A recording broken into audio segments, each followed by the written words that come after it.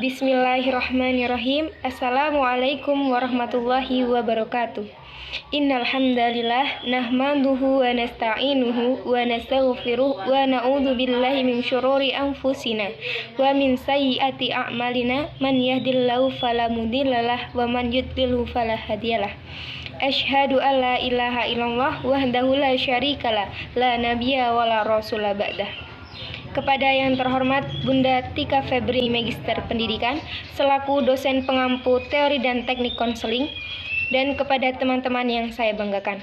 Perkenalkan, kami dari kelompok 12 yang akan mempresentasikan materi pada hari ini dengan judul Case Study Pendekatan Psikoanalisis. Dengan saya Diana Isinta sebagai moderator dan rekan saya Sekar Anissa Firdaus sebagai pemateri. Baik, materi pertama akan disampaikan oleh rekan saya. Waktu dan tempat saya persilahkan.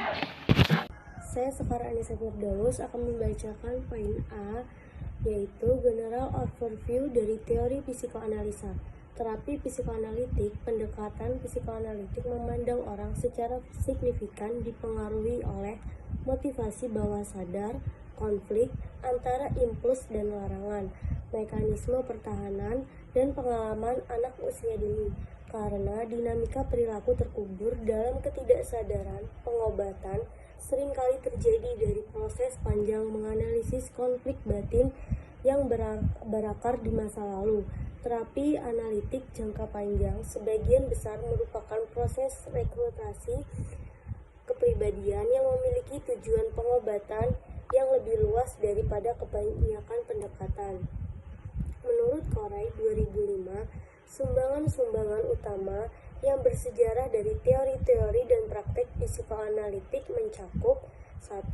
Kehidupan mental individu menjadi bisa dipahami dan pemahaman terhadap manusia bisa diterapkan pada perbedaan penderita manusia. 2. Tingkah laku diketahui sering ditentukan oleh faktor-faktor tak sadar. 3. Perkembangan pada masa dini kanak-kanak memiliki pengaruh yang kuat terhadap kepribadian di masa dewasa. B. Perspektif terapis psikoanalitik pada kasus Ruth. Sebagai terapis yang berorientasi psikoanalisis, menduga bahwa deskripsi latar belakang Ruth tentang orang tuanya, saudara-saudaranya, dan dirinya sendiri kurang objektif. Selain itu, memperkirakan bahwa area ketidakkuratan akan menjadi petunjuk inti dari masalah kepribadiannya. Saya mengantisipasi menemukan bahwa gejala serangan kecemasan, makan berlebih, takut berprestasi, panik karena merasa takut ditinggalkan, dan sebagainya dapat ditafsirkan sebagai manifestasi luar dari konflik bawah sadar yang berasal dari pengalaman masa anak-anak dan definis. Mengungkap dinamika sejarah Ruth dan mengisi kisah hidupnya dengan ingatan yang baru muncul akan menjadi bagian perawatan yang berkelanjutan. Karenanya, aspek penilaian ini tidak pernah lengkap meskipun menjadi kurang. Menurut kelompok kami, kesimpulan dari perspektif terapis psikoanalitik pada kasus Ruth yaitu bahwa Ruth sedang mengalami perpecahan perjuangan antara dimensi dirinya yang berlawanan. Ekserbasi gejalanya saat ini terkait dengan pengakuannya akan berbeda antara apa yang masuk akal baginya secara logis dan apa yang tampaknya mendorong emosi dan perilakunya.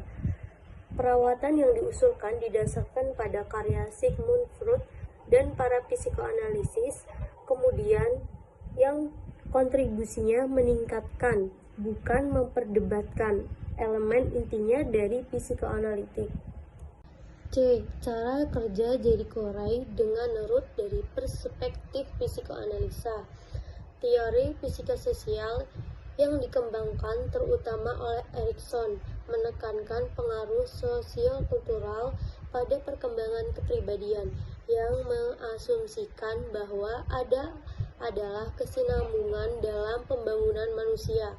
Pada berbagai tahap kehidupan, kita menghadapi tantangan untuk membangun keseimbangan antara diri kita dan dunia sosial kita. Karya yang lebih baru dalam pendekatan psikoanalitik diwakili oleh tulisan Margaret Mahler, Zane Kohut, dan Otto Zuckerberg. Antara lain, praktek psikoanalitik kontemporer menekankan asal-usul dan transformasi diri, pembedaan antara diri dan orang lain,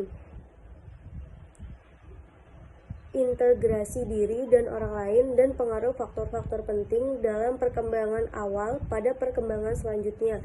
Dalam melihat kasus Ruth, yang membuat asumsi bahwa perkembangan awalnya sangat penting dan masalah pribadinya saat ini dipengaruhi oleh pengalaman di masa kanak-kanak. Cukup sekian yang saya sampaikan. Selanjutnya akan dibacakan oleh rekan saya yang bernama Diana Ayu Sinta. Baik, saya akan melanjutkan pembacaan materi selanjutnya, yaitu mengenai penilaian Ruth. Melihat Ruth dari perspektif psikososial akan menjelaskan banyak hal sifat masalah psikologisnya saat ini. Ruth tak pernah benar-benar berkembang kepercayaan dasar di dunia. Sebagai seorang bayi, dia belajar bahwa dia tidak bisa menghitung pada orang lain untuk memberinya rasa diinginkan dan dicintai. Dia tidak menerima kasih sayang sepanjang masanya, sebuah kekurangan yang membuat sulit baginya untuk merasa bahwa dia layak mendapatkan kasih sayang. Tugas anak usia dini adalah mengembangkan otonomi yang diperlukan jika seseorang ingin mencapai suatu ukuran pengendalian diri dan kemampuan untuk mengatasi dunia. Dalam kasus Ruth, dia tumbuh cepat, tidak pernah diizinkan menjadi anak-anak, dan diharapkan untuk merawat adik laki-laki dan perempuan. Meskipun dia tampak dewasa, bahkan sebagai anak pada kenyataannya, dia tidak pernah menjadi mandiri. Dari perspektif psikoanalitik kontemporer, Ruth tidak akan pernah merasa benar-benar mandiri, sampai merasa benar-benar terikat dan tergantung. Gagasan ini berarti bahwa untuk mandiri, dia harus membiarkan dirinya bergantung pada orang lain. Tujuan terapi. Terapi psikodinamik ditujukan untuk mempromosikan integrasi dan pengembangan ego. Berbagai bagian dari diri Ruth yang dibantahnya akan menjadi lebih terhubung. Tipe identitas yang ideal adalah diri yang otonom, yang dicirikan oleh harga diri dan kepercayaan diri dan mampu keintiman dengan orang lain. Selanjutnya, prosedur terapi. Mengadopsi perspektif terapi dinamis singkat, menyiratkan bahwa kita melakukan banyak pekerjaan di sini dan sekarang. Inti dari pekerjaan terapeutik saya dengan Ruth terdiri dari membawa masa lalunya ke masa yang sekarang, yang dilakukan terutama dengan mengeksplorasi hubungan transferensi. Ruth akan memahami bahwa banyak dari polanya yang sudah mapan sebelumnya, perilaku yang dijalin dalam kehidupannya saat ini. Dia belajar pola yang diberikan beberapa perlindungan terhadap kecemasan, tetapi pola-pola lama ini tidak melayaninya baik hari ini. Terapi Ruth akan memberinya pengalaman emosional korektif yang memungkinkannya mengembangkan pola perilaku baru yang fungsional. Pertanyaan dan refleksi. Yang pertama, Dr. Blau menekankan pentingnya memahami mengapa, pengalaman dan perilaku klien. Apa kelebihan dan kekuranganmu? Lihat dalam fokus ini. Yang kedua, Dr. Blau menyarankan bahwa aspek psikoseksual dari hubungan Ruth dengan orang tuanya dan mungkin saudara-saudaranya masih mewakili area konflik utama di perilakunya saat ini. Dengan cara apa pengalaman awalnya mungkin mengalami tidak dapat berdampak signifikan pada hidupnya hari ini. Bagaimana Anda bisa menjelajahi dinamika ini bersamanya? Baik, yang terakhir adalah kesimpulan. Tujuan utama dari terapi psikoanalitik adalah untuk menyelesaikan konflik intrapsikis menjelang akhir merah konstruksi kepribadian dasar seseorang. Terapi analitik tidak terbatas pada pemecahan masalah dan mempelajari perilaku baru. Ada penyelidikan lebih dalam ke masa lalu untuk mengembangkan tingkat pemahaman diri seseorang. Dikembangkan oleh Sigmund Freud, teori psikoanalitik adalah dasar psikiatri, psikologi, dan konseling modern, dan merupakan tolak ukur yang digunakan untuk mengukur semua terapi selanjutnya. Setiap siswa di bidang konseling harus terbiasa dengan pendekatan ini, dan bagaimana pendekatan ini telah berkembang menjadi berbagai model psikodinamik singkat yang lebih kontemporer. Bisa kelompok kami sampaikan, kurang lebihnya saya mohon maaf dan kepada Allah saya mohon ampun. Dan apabila ada di dalam kelompok kami menyampaikan materi, teman-teman kurang paham dan tidak mengerti, maka saya mempersiapkan mempersilakan teman-teman untuk menulis pertanyaan di komentar bawah ini. Sekali lagi, terima kasih kami ucapkan. Wabillahi taufiq wal hidayah. Wassalamualaikum warahmatullahi wabarakatuh.